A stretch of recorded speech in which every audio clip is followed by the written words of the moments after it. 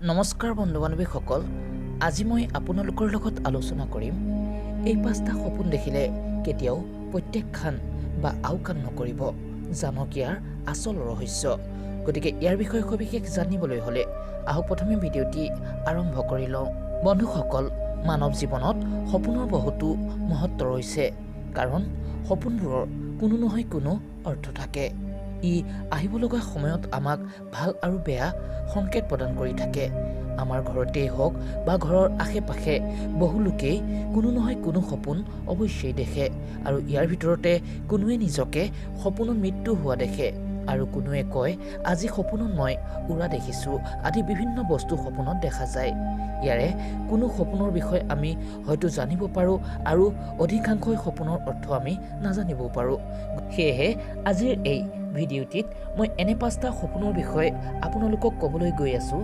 যদিহে আপোনালোকে এই সপোন দেখে তেন্তে ইয়াক কেতিয়াও প্ৰত্যাখ্যান বা আওকাণ কৰি নাথাকিব, কাৰণ জানক ইয়াৰ আচল ৰহস্য।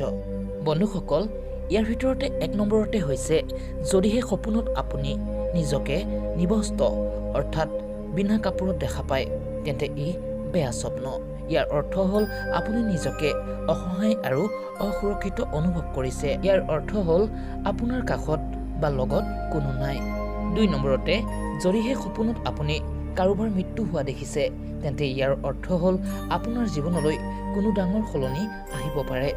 3 নম্বৰতে, যদিহে সপোনত আপুনি নিজকে গৰ্ভৱতী অৱস্থাত দেখিছে তেন্তে ইয়াৰ অৰ্থ হ'ল আপুনি শাৰীৰিকভাৱে উন্নত, আপোনাৰ জীৱনলৈ শীঘ্ৰেই সলনি অহাৰ সম্ভাৱনা বাঢ়িছে। 4 নম্বৰতে, যদি সপোনত কোনোৱে বৈ থকা নদী নলা বা ঝৰ্ণা আদি দেখে তেন্তে বুজিব যে আপুনি শাৰীৰিকভাৱে পবিত্ৰ, আপোনাৰ জীৱনত কোনো শুভ হ'বলৈ ধৰিছে, হয়তো আপোনাৰ ভাগ্যৰ দুৱাৰ খোল খাব পাৰে।